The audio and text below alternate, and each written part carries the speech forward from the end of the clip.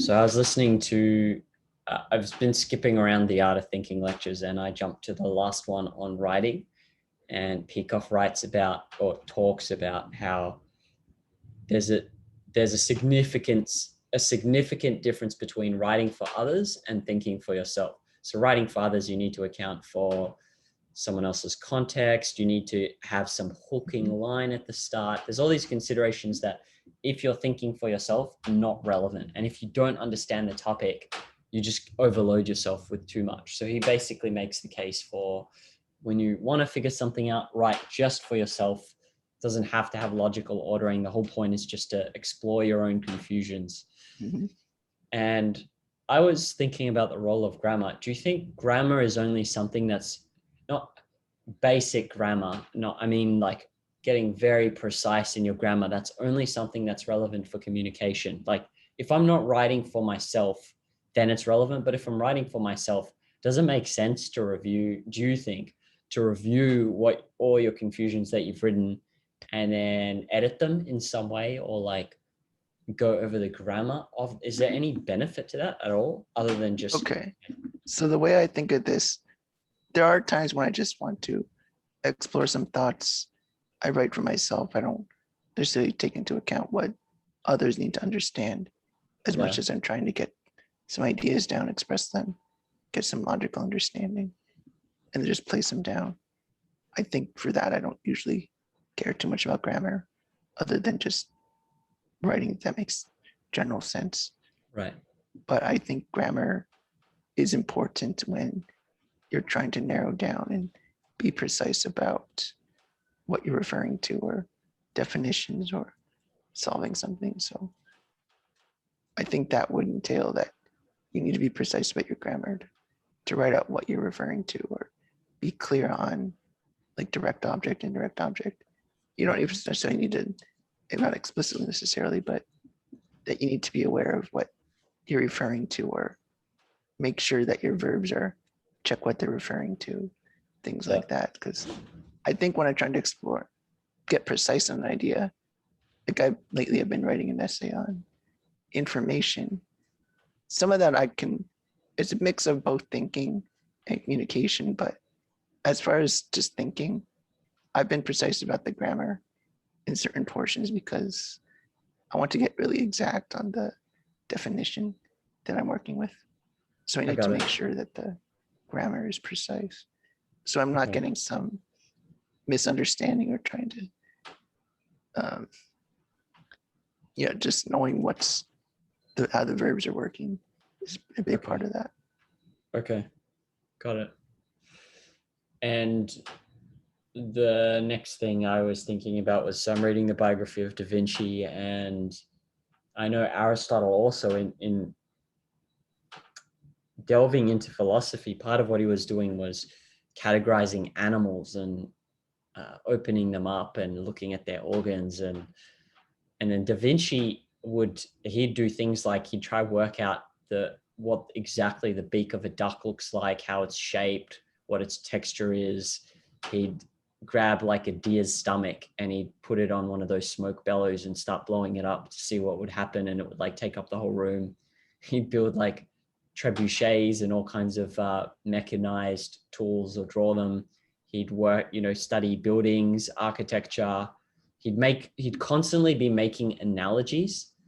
And in both these cases, these figures were extremely integrative. Like, it's not like they just sat there and read one textbook and just thought about philosophy. They did this horizontal integration across many different fields. And I don't see any of that today. And I'm starting to think like it almost seems like it's necessary to be that. It doesn't mean you need to, like, it doesn't mean, I need to go to university and study physics and chemistry and every single thing, but at least some sort of grounded foundational knowledge with experiments, to me, seems like you almost need to do that to make progress in any scientific field. Like, I don't see how, even if I'm just like in my room, like we're often deviating and going off topic of philosophy, but if I'm just studying, for example, OPA, like I don't see how I'd make any progress compared to if I was in a sense all over the place with experiments and engaging my senses and then constantly making analogies. And so that seems to be missing. But then today, in today's environment, like have you given any thought to how one would even do something like that?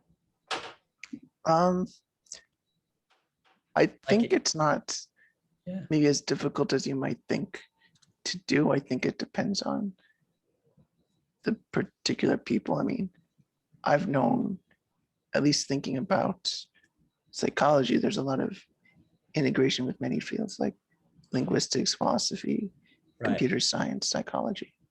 I right. mean, I've seen integration like that for sure. If you want to go really wide to politics as well, I mean, regardless of what you think of him, I mean, Noam Chomsky at least I don't know was anything covered, about him, so well, I know politics and he's in psychology, linguistics. That's it. So but also politics too. So yeah, he's pretty okay, diverse as far as his thinking or right. integrative.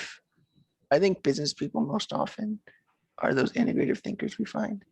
I'm not so sure about science these days. I mean, I Yeah, think you're right. Maybe as far as scientists, I feel a lot of scientists aren't that integrative. They are very isolated in their fields. I mean, cognitive science, maybe not as much, but often they too are relatively isolated, I think, from, say, liberal arts and social sciences and even philosophy sometimes. And that's a problem. But I think within business, it's not as much of an issue. I think in today's day, this day and age, I think it's quite easy to, I mean, Wikipedia is a big reason why many people can find out many fields at once. yes, And I think there's so much more opportunity to find information that maybe people are finding ways out of that now, maybe I compared to agree. 100 years ago. I think Yes, people are finding more ways to break out of that calcified thinking, really go to take all these wide range of fields. I always like to mention Elon Musk, and he likes a lot of fields, I think, but even he might be a bit narrow-minded as far as philosophy, I think. But I think he's also an example of somebody trying to be integrative, that in they're considering more than just, um, well, they're thinking long term. And I think that's something that's promising in yes. many businesses these days. Yeah, I agree on the topic of uh, people into people into business and not all of them, but quite a few of them. I don't know if you know Naval. I think is Naval Ravikant. Have you heard of him? Probably not. No. But he writes a lot about, you should be educating yourself in science, in maths, in coding, philosophy. Like he's all over the place, and there's quite a few thinkers that are like that. Peter Thiel or Thiel. Yeah. Elon Musk, obviously he's not into maybe philosophy directly, but he does speak about reducing things to first principles. True. Like that's Yeah. Aristotelian, right? Reduce I to would say first so. principles. Every time I read his biography, when someone's giving him some figures, he's like, reduce it to the physics to verify, to validate Yeah. that what you're saying is correct. Yeah. But I agree. I'm thinking about, well, if one does want to educate themselves and not just do it in an abstract way through books, which is what I'm doing. Like, yeah, I'm interested in learning physics and maths too at some point. Throw that in there, especially if I'm taking extended time off to just learn. But how like doing it in a way that's grounded in experiments seems more it's not like I can get a deer's stomach and blow it up and do all the Yeah. same things that these guys did. And I have I'm not 100%, but I do have the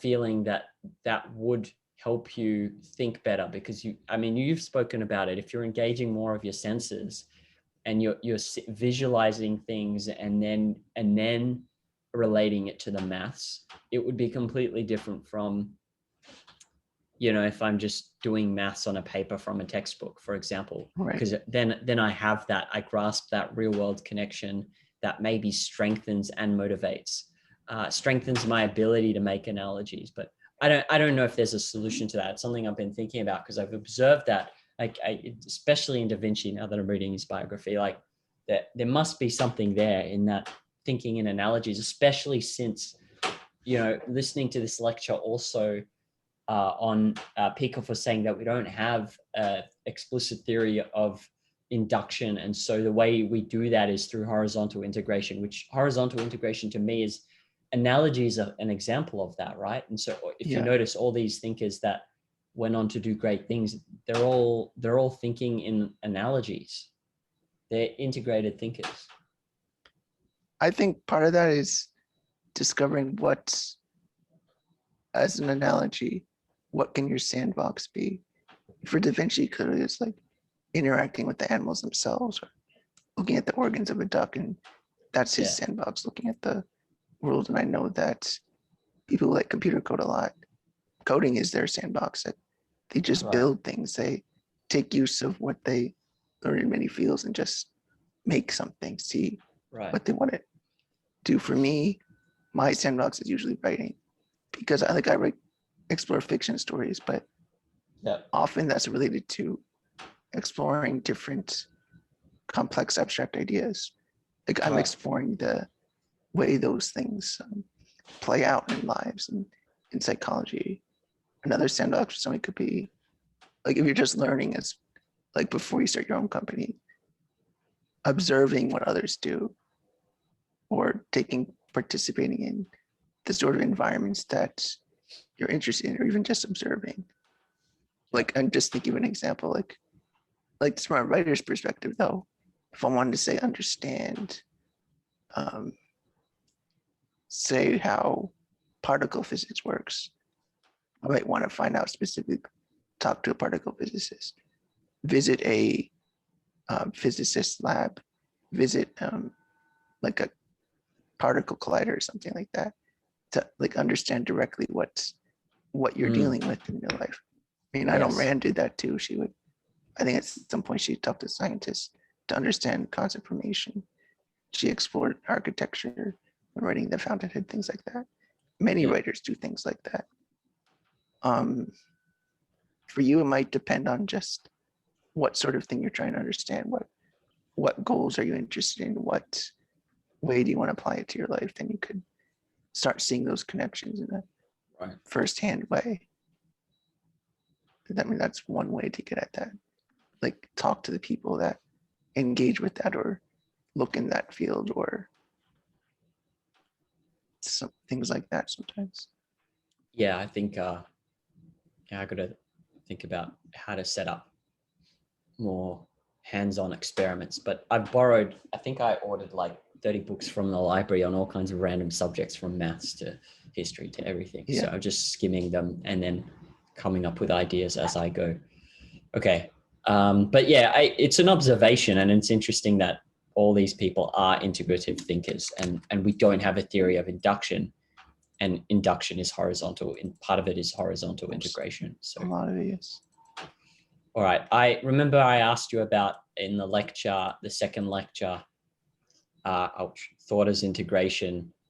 We talked about taking everything on a table and treating one thing, two things, somehow combining them in an argument, which I wasn't fully clear on.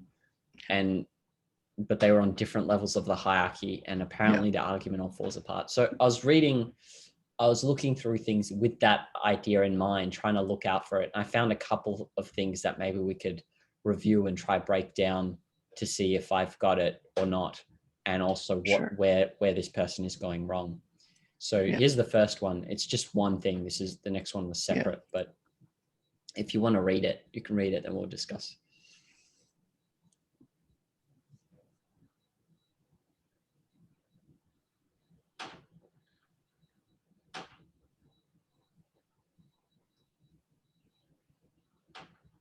Okay. Yeah. Yeah. So I was wondering if this is an example of, I can't quite piece it together in the same way that Peikoff did. I don't know, but I had a sense that, okay, well, here is something where someone is saying that, okay, here's a city where there was warfare, terror, murder, and bloodshed, but the city produced Michelangelo, Da Vinci, and the Renaissance. It's almost in spite of those things, it produced it. And then in Switzerland, they had brotherly love, and 500 years of democracy and peace. And what did that produce? Like basically nothing. And so I was thinking about that because on the one hand, it seems like they're saying that's a non-essential. The political climate or the politics of a country has no relationship to the intellectual achievements that happen in that country, which to me seemed like, well, that conflicts with something else I know, right? Because here in OPA, we're saying that in order for men to flourish, they need political freedom. But here is the opposite. And they give examples. And I'm wondering if where he's going wrong here is that there's two different things of the hierarchy, like in a sense, like you can't make a direct comparison between political environment and intellectual achievements. Do you think that fits that description of putting everything on one table and combining it in thinking? But I see an issue too with this way this person's thinking. Just, well, for one, I know that in Italy, Florence is what produced Michelangelo da Vinci and the Renaissance, which is distinct from the Borgias and all those other things. Like, that's one issue. So part of what's going on there, they're ignoring political relevance. They're ignoring what it is that, or they're overlooking or not even trying to find what about Italy could have produced. As just saying Italy produced Michelangelo, like, well, that seems very reductive. It's not that direct. Or in Switzerland saying that, well, they had this wonderful philosophy, but what did they produce? A cuckoo clock. Then I mean, it seems like on the one hand, they're comparing something like very broad and abstract, like the political nature of your environment, at least trying to analyze that, but then narrowing it down is comparing it to something so narrow and specific as concretely just a particular invention. It's like, you can't, how are you comparing these? They don't even seem comparable. I mean, Italy and as abroad, I don't know, it's just very messy here. Yeah, well, this is where I'm stuck, because on the one hand, I'm thinking in terms of this Peikoff's explanation of you can't put two things in an argument together that are on different levels of the hierarchy. But then on the other hand, I think of, well, if I'm thinking of, okay, the explanation of politics in OPA, like, wouldn't it still, even though it's on a different level of the hierarchy from intellectual achievements, wouldn't it also make sense to say, well, okay, here's in this is the political context, offers freedom, and therefore it produces Einstein. Like, on the one hand, that makes sense to me, but then I'm basically trying to grope and relate it to this his idea of, putting everything on one table of non-hierarchical, the non-hierarchical table, which I'm struggling to do. Maybe we could start by looking at Switzerland there. Like, what is his claim? This hairy line, what is that guy's claim then? If he's saying that, to me, like, politics creates something. To me, it seems like what's being conveyed is that, because he's given two examples, right? One of Switzerland, where they had fantastic politics. He called it brotherly love, but we'll go with democracy. And then you had Italy, which had terrible politics, murder, warfare, complete instability. And yet you have Michelangelo, Da Vinci, and the Renaissance. And so he seems to be saying, like, those things are not related to the politics of the country.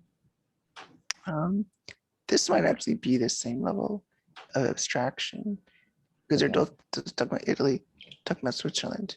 Mm-hmm. Politics of Italy, politics of Switzerland. Right. Oh, yeah. Okay, you're right. Maybe this and that. Politics produces something.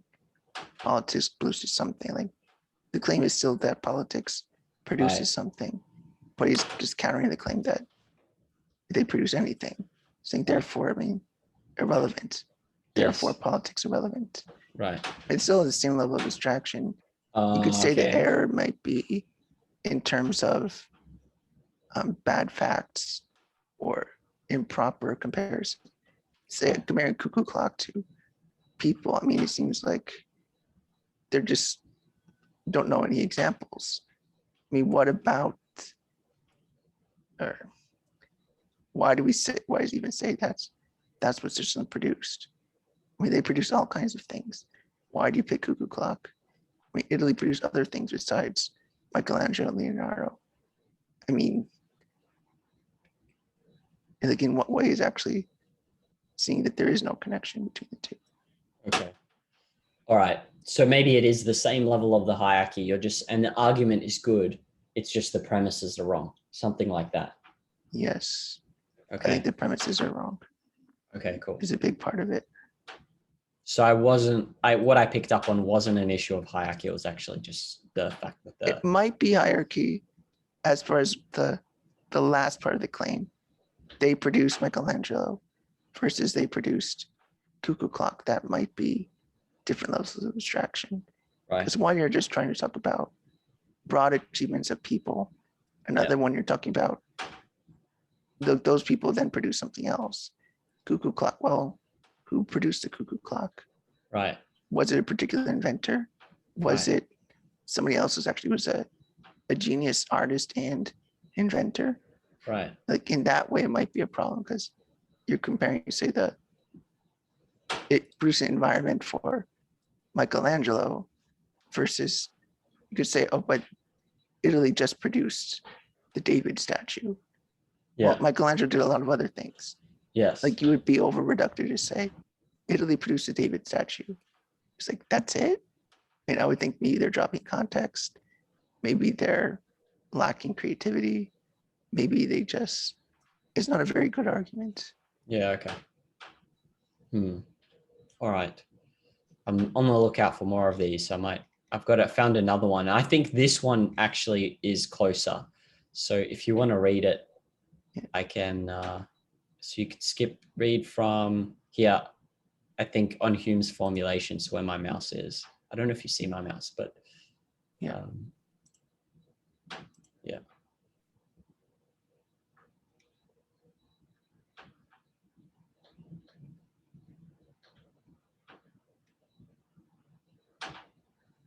Okay, and then it's about the turkey, the turkey who lives for 1,000 days.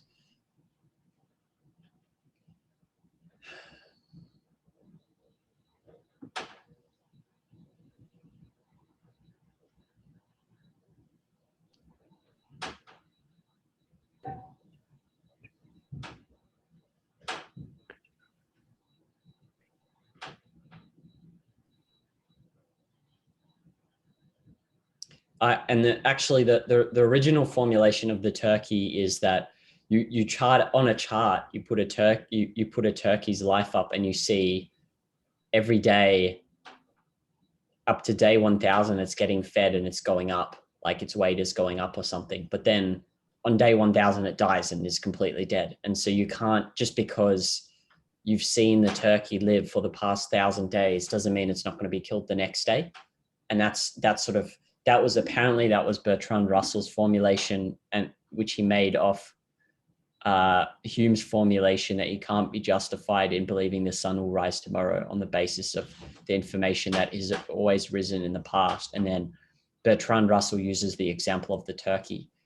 And I thought that there was something non-hierarchical about this because, well, the sun is rising and it keeps rising. But in the example of a turkey, like you're already presupposing so much, right? Like you're presupposing, there's agriculture, someone needs to farm the food, and there needs to be some kind of regularity in the way food works in order to even give the turkey food. Yeah. And like you've got a knife to kill the turkey, and you need, the knife can't turn into jelly when you use it to kill the turkey. Like there's a knife, and there's a knife. And so there's this big jump from levels of hierarchy, in observing nature and regularity, and then going, oh, well, look, if you chart up a turkey on this thing called a chart with an X and Y axis, and with such a thing as vertical and horizontal lines, you can see that on day 1,000, the turkey is dead. And that's like a huge jump in hierarchical levels to make this point. Would you say this is another one example? Well, as far as Hume to Bertrand Russell, I mean, that's the difference between the man-made versus the metaphysical. I mean, the sun rising has nothing to do with what the customs of people are, but the turkey being reliably killed, or which is being reliably fed, is more a matter of human convention. That it's only being fed because we've decided to do so. But to take it from this is a problem of induction to look, here's proof that we can't prove induction, because you can look at a chart of the turkey and see that's alive for 1,000 days, but then the farmer kills the turkey on day 1,000. Therefore, we have an issue with induction. Yeah.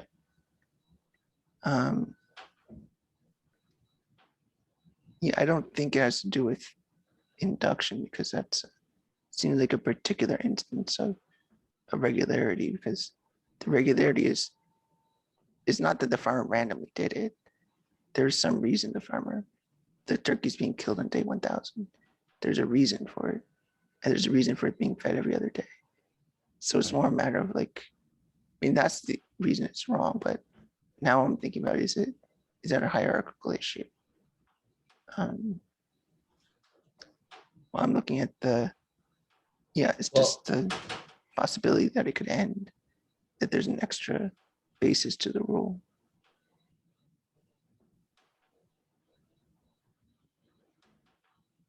Yeah. Anyway, well, so you don't think then it's an issue of non-hierarchical? I'm not sure. Yeah. It's hard to say. Okay. It is, as far as just the framing of the question, because it's different contexts and hierarchies.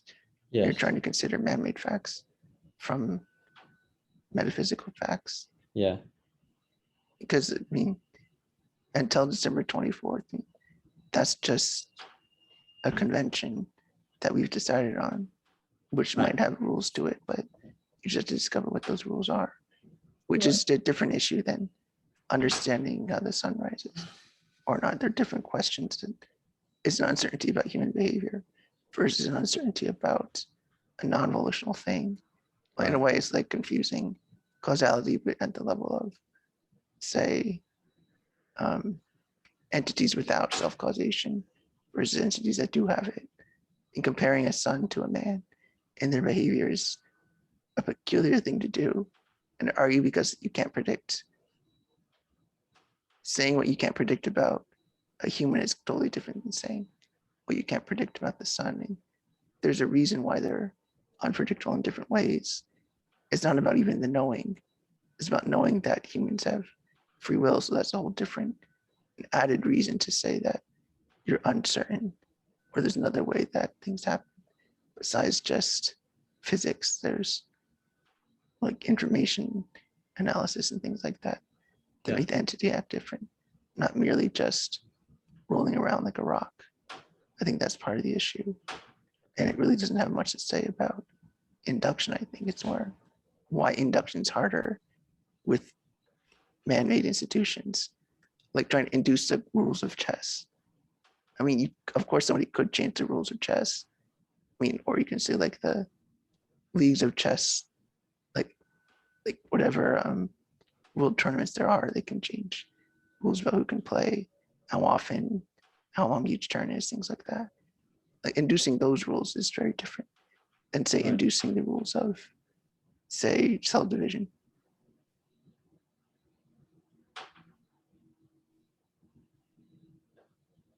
Right. There. Okay.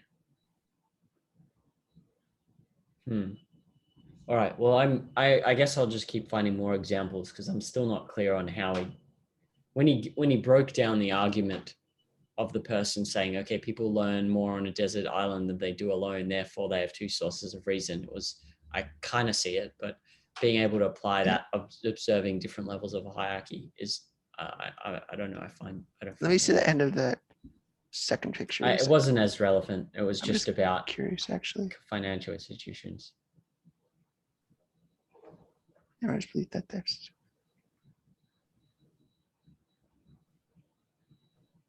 So Nassim Taleb, I'll see if I can find it. He gave the story of the turkey that you look at on a chart. If you're just looking at a chart, you're seeing, oh, okay, the life of the turkey is going up. Well, let's see if I find a turkey problem. There's probably a chart. Let's see. Here we go. I found it. I'll just paste it for you.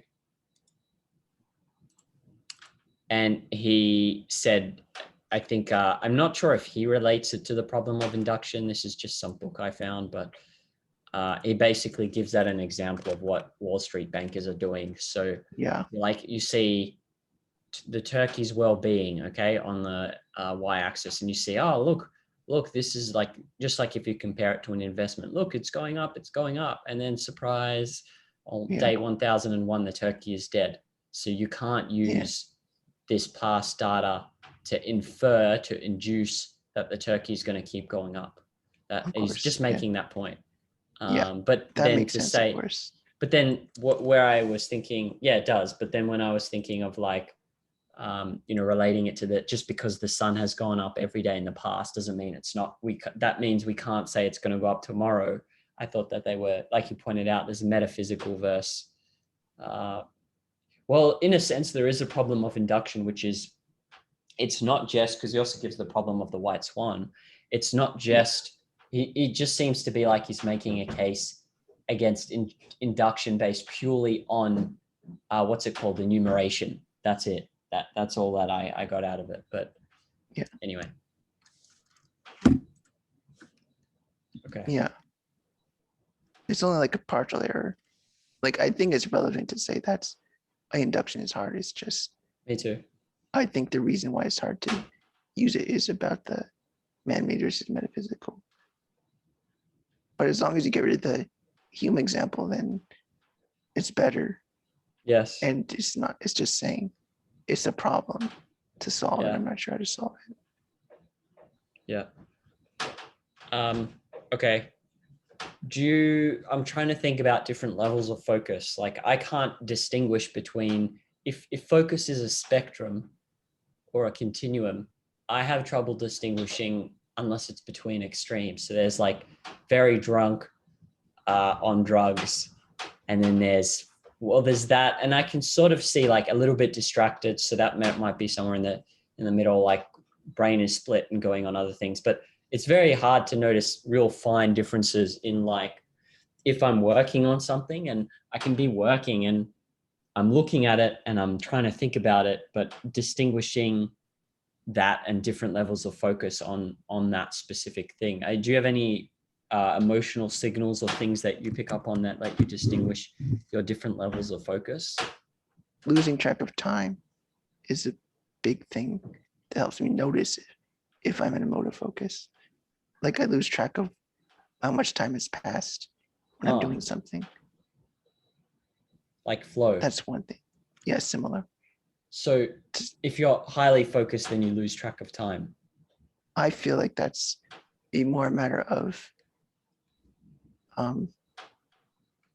filtering out things that are less important. So my focus is focused in the sense that there's fewer distractions, as in I'm accomplishing what I want without the extra stuff distracting me. That's one indicator. But that's on your highest level. Yeah, but let's say maybe if I have a headache, I'm not thinking as well. It's not that I can't focus, it just seems like it's not as long, or I'm more distractible, maybe more irritable is a way to know that I'm not as focused. And then yes, the more obvious things like having taken a substance, but the emotional way I can detect these things is more about even feeling comfortable, like feeling at ease in a way that I don't feel like lack of anxiety in anything is one possibility. I mean, if you're not feeling anxious about things, or you're not thinking about other topics, then you have a good indicator that you're being pretty focused. Okay. Positive mood probably helps. Boredom? Because you can be Sometimes. looking at, you can be like, I've had the experience where I'm reading something and I'm focused, but I'm just not, I'm pretty bored. Like I'm noticing, hang on a second, like something here isn't right. And I was wondering if that, I'm not sure if that's anything to do with focus, but Well, I think being bored is almost a way of losing focus. It's not necessarily a bad thing. It's like saying it's taking you out of that valueless situation. right. Is how I'm thinking of it. That you're bored because it's not producing something. So it's like you're unfocused, so you can break away from it and start doing Yes. something else. Yes. That's what I think of it as usually. Okay. All right. Well, I'll be on the lookout for more cognitive and emotional signals on focus so I can fine tune it. In Barbara Brandon's transcribed lectures, she claims, and I disagree with her, but I wanted to know what you think. She says it's an old bromide that it's harder to think and to focus when one is under emotional stress. The first thing that came to mind is Yerkes Dodson's. I think that's what it's called. Because in trading, I know 100% that's not true. It doesn't matter. Like if you're under a lot of stress, you just can't think well. And she says it's an old bromide. It just means you've habituated, I don't like primacy of think it's true either. consciousness or something like that. Yeah, I cool. think it's very true. It's like, that just seems so off that she said that, but I'll tell you why I'm thinking that she's wrong. So, I mean, there's also, as far as integrative thinking goes, I had been reading about interrogation techniques used for intelligence gathering. Say, like you see in, say you catch a terrorist and you need to know who he's working for, that sort of yes. situation. A way to get them to talk is sometimes to have them stressed. I don't mean like torture necessarily. Right in a way, stressing somebody out makes it harder to get good information. Torturing is bad because it makes them less able to recall information, less accurate in their thinking, and more prone to error in their thinking. And you're not going to produce the captors, the detainees not going to give good information because they can't think well. Like even if you want to force them to give you the info, you still need them thinking enough that you get good information. And if you stress them out so much that they can't even think, there's almost no point in interacting with them. They're going to give you bad info. They can't think it through. And sure, they might break in the sense that they'll do whatever you say. And in a way, you could say they're thinking, but overall, it's still that stress makes bad information, bad thinking, bad quality information. Right. Okay. Yeah, that makes sense. But it was, she said that and it just felt so like in the context of everything else she wrote, it threw doubt on it because to me, it just seemed like such an obvious there's something so off in that. And she gave the example of some lady who was outside of her house and screaming while her husband collapsed on the floor. And then she just explained it as, oh, well, she's habituated an emotionalist premise, something like that. And this seems so off because that doesn't square with any of my experiences personally. So, and I was just surprised that how could someone get this so wrong? Yeah, I'm not sure. I mean, I'm not saying you can't think then, but it's harder for sure. Yes. There's that much more happening in your mind and a lot of stimulus coming at you in a way that, and yes, part of it's automated, but part of it's just also the memories you recall and even being overwhelmed by information that you can't think of. It's like overwhelming the crow. Emotional stress includes, say, emotional memories you get. It's not just the heart rate going up. There's things that happen to you mentally. You recall memories. It's like overwhelming the crow. Right. Yeah, you could think, but it's really hard. Yes. In the same way that like you're not going to access concepts well. You'll have limited concept access. Yeah. Say if your crow can be filled with like 7 items, if you're stressed, it might be reduced to 3. So you're not going to think as well. And that's well known. I mean, within psychology, you can observe that.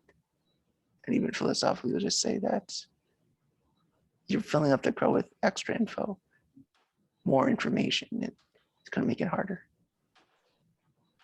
the filing system analogy for the subconscious and this whole debate on the active versus passive. I was listening to the lecture on Thinking versus Writing by Peikoff in the Art of Thinking. And he mentioned that when Rand would get what she called the squirms, she would just play Minesweeper like for a lot of the day. And I was like, hang on a second. And then he actually explained it as then, after that, she'd come back and the next day she had it all figured out. And it's like, well, this seems to be making a case for the fact that the subconscious does play a more active role. Because I know on Ben Harry's some of his lectures or some of what he says is that it doesn't play like an active role. It's completely passive. But I don't know where you stand on that. I think Ben Zwinger's wrong. Yeah. Okay. There's not much more to say apart from figure it out for yourself. Yeah. And like, as far as optimizing productivity and all that, you have to figure out what works for you, because there's room for some individual. Okay. I'm just laughing, imagining you're playing Minesweeper. He said it's funny because in the lecture he said I tried that, but then I just found I just got too absorbed in the game. and that's all I was doing. So I remember hearing Peacock say once on his podcast way back when that he used to be really into Pac-Man. Like he played a lot of Pac-Man and got pretty good at what Pac-Man was. He was Miss Pac-Man actually, specifically. It was so funny. It maybe even was Miss Pac-Man. He was really specific. Okay. But he loved Pac-Man. It's so funny. It is funny. It's funny to listen to him lecture. All right. And then let's skip this. I don't want to, this is true psychology. I don't have an application for it for myself yet. This whole debate on there's an upper limit to intelligence. Like I've heard Ed Locke talk, and he's all about IQ. Like you can't change IQ, And he wrote a letter to what's her name, Angela Duckworth, who wrote Grit. And he's like, well, there's proof that IQ does affect. It is more about IQ than it is about effort and all that. And I was thinking about, well, it seems a bit weird to say that IQ imposes some kind of upper limit on the ability you have to abstract, because then that would mean that, okay, well, some people can understand philosophy and some people can't. Therefore, everyone who can't you can't say it just seems weird to say. If you've got the ability to reason, then from what I understand, it does seem like you could learn anything. You just might not learn at the same pace, but that's it. Like, I don't see where there's room to say there's some cap on your ability to abstract. Did Duckworth respond to him? Do you know? No, I think she ignored him because he says there's nothing new in her ideas. It's the grit is the same thing as persistence and whatever. I'm actually skimming through Duckworth's book. Yeah. But he's very much about, he gives the story of like when he was at university, he was studying maths and it took him ages to study it. So he just decided he didn't have, like, you need a certain kind of abstract intelligence. He didn't have it. So that's when he went on to study psychology. And it's not true that it's all about effort. And anyway, I was just thinking about, well, it seems weird to say that in some sense. Like I get the experience, because there's definitely, you can have the experience where you're learning something and someone else learns it way quicker than you, and you find it so difficult. You spend hours on this homework and they just instantly solve it. But what's weird about it to me though, is that if it were true that it imposes some upper limit on your ability to learn something, then that would mean that, okay, well, some people just can't learn philosophy. So it's okay if they commit murder, and because they just don't have the ability to abstract away, or it's okay if they do, you know what I'm saying? Like, it doesn't make sense if you've got reason, then it should function the same, whether you can hold 7 units or 10 units or 2 units, like theoretically you just be slower, right? Like you're not gonna. I think so. But anyway, I mean, part of it is something off about that. Understanding that when people mean intelligence in that context of IQ, they mean IQ measuring the construct called G, which is general intelligence. G factor, he mentioned that, yeah. Yeah, and I think part of that is saying what does it mean depends on what way you define intelligence. because I don't like the definition of intelligence related to IQ. If we took it in a narrow sense that IQ measures the speed in which you can, your ability to match patterns on, say, a set of, or your ability to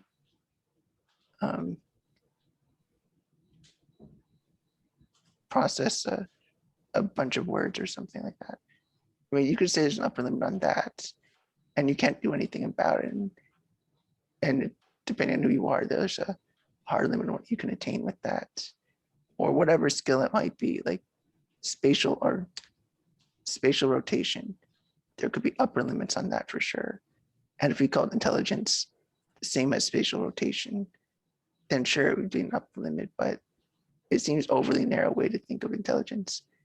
And even when you say the G factor, as in say all the measurements on the IQ test, you're still missing a lot of other kinds of measurements, that they are a specific kind of measurement here, that like processing speed and maybe deductive thinking, but in no way does it measure, say, what we've been talking about, like horizontal integration.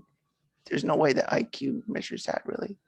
It can identify in what ways you can have a narrow deduction, or you could have integrative thinking just as far as integrating hierarchy, but no horizontal integration. It doesn't take into account your ability to come up with new ideas, and those things aren't directly measured by, say, your ability to match patterns or the speed in which you identify numbers. I take more the position that intelligence is best measured as creativity, because creativity includes those things, like your ability to processing speed and all that, but also horizontal integration and your ability to use information around you and recognize connections and finding new information that's relevant. You can't measure that with an IQ test. So I say in that sense, there is no real upper limit. And I don't think there's anything but IQ that limits creativity. Yeah, it's, well, that I'm thinking about it that way because it just wouldn't make sense that there's some, oh, well, you've reached the fourth level of abstraction, your brain doesn't let you go any further. Like there's something, I get that maybe it'll take you way longer, but it doesn't make sense to say that, well, you shouldn't study this because you don't, like you scored 90 on an IQ test or whatever, because that, unless you're saying it is something about the nature of reason. Like, okay, if you're 90 IQ, you can't reason beyond the fourth level. But I see no reason why that would even be the case. But when people speak about IQ, that's often the way they seem to be. That seems to be the implication of what they're saying. Like, I didn't study this because I just was slow at it. It's understandable to leave it. Doesn't mean you need to continue. You may want to do something else, but to then say I just can't do that is different. We could also look at like upper limit as what's malleable. Like it's not really malleable, your spatial intelligence, say. There's not much you can do about it for what it is. And you're kind of just stuck at it what it is. You're not going to get better at it. Yeah. You might get a little better, but it's not going to make a big difference in the grand scheme of things. But I would say you can easily get better at horizontal integration. That's something trainable and not really limited by intelligence. Yeah. That way there's no upper limit on that. So because of that, I say there's no limit on intelligence, because the creative ability is a big part of being intelligent. So in that sense, there is no upper limit. You can get better. You can improve in meaningful ways. Although where it did stick out to me is because I went back and forth on this issue of IQ, and now I'm thinking, well, I'm with you on that. Like, it doesn't make sense to go, oh, well, I'm 90 IQ, so I can't do this, I can't do that, because even if you're slow, because there may be ways to optimize what you learn and tailor it to your specific difficulties, but it just didn't make sense to go, oh, there's a natural up. So I agree with that. Where I do think that IQ is significant, though, is that he did mention, and this sounds legitimate to me, right? Like he mentioned that people who have 130 or, high, like IQ correlates with life outcomes. So they live longer, They have better, they make more money. I guess you'd need to dig into the studies, but to me, it does seem like then it is capturing something. There's some genes that are responsible for this, and they do actually, it does correlate to good life outcomes. So he mentioned that, and that seems reasonable to me. That if that's what they're finding in research studies, and that would make the case for IQ actually being a good measure. Yeah, sure. Like you've mentioned, there are things that aren't being measured, but what they are measuring is significant enough such that it correlates with good positive life outcomes, and it's worth further study. Yeah, I mean, I don't disagree that there's some genetic factor here, and just really just distinguishing what the limit means. But I don't think the limit sounds really significant at all. I mean, you could say there's an upper limit in the sense that you just can't change it. Yeah. But I think there's far more to intelligence that it's a narrow-minded way of thinking. Yes. But it's true, yes, it's correlated with life outcomes. But I think a big part of that is defining the outcomes in terms of the status quo in a way that this, of course, if you meet the standards of society, I think on some level you'll be better off. Right. In a way, it depends how you do the measurement. I mean, you could do some measures where you're just saying, if outcome is just what your job earning is, that might not be a good indicator of life outcome. Right. I mean, if you mean outcome, it could be if life expectancy was changed, I would be interested. But if it's just saying outcomes like job quality or quality of life, I think sometimes that's just a matter of, do you fit in? You're going to be judged maybe dumber if you don't fit the norm, then you get ignored sometimes. Yes. Yeah. Okay. So that's an issue about measuring it. There's almost a bias built in, because the measurement is usually used in order to measure those standard outcomes, like say how often you graduate, or success on, say, attaining a master's degree or something. Right. In order to get into those programs, you're saying you need to pass those tests that are testing for that anyway. So it's like, yes. Yeah. Okay. So there's some kind of inbuilt, I don't know what you call it, but like correlation within correlation or something like that. Yeah. It's a known issue within psychology. So it's not like controversial even say it's a possibility. It's pretty standard possibility. Yeah. So of course there's disagreement on what explains it, of course. Mm-hmm. Okay. Yeah, that's actually in the certainty lecture in the Art of Thinking was interesting, because he does speak about Rand's view of statistics only come in when you have ignorance. Like if you can't directly go and observe something, then you use statistics. But statistics is an admission of ignorance. He gave the analogy of an example of, well, I think you've heard this one where he was talking to Rand in her apartment, and he's like showing her how he'd use statistics to figure out how many people in their lobby. And she just told him, that's insane. You just go down into the lobby and count the number of people that are there. He went into this whole complex explanation of like, well, it's nighttime, we're in New York and all this stuff. And then just count. And then, but it was actually good, because he explained that, an example where it might be relevant, and it is relevant, would be like if you're a surgeon and someone's got a tumor, but you're not sure if it's malignant, and you've got no way to tell without operating on them. And 1 in 100 chances it's malignant, but 5 in 100 you'll kill them if you operate on them. So in that kind of situation, it's relevant, because you don't have access to you're ignorant in some sense, so you're relying on those numbers. But if it's like, will this plane crash, and you've checked all the relevant factors that are important, like, okay, the pilot hasn't drunk rye, alcohol, the engine is working, all of this stuff, then you can't say it might crash 1 out of 1,000. So that was, I don't know how that ties in fully into psychology, but I feel like there was something there that I was going to go into. So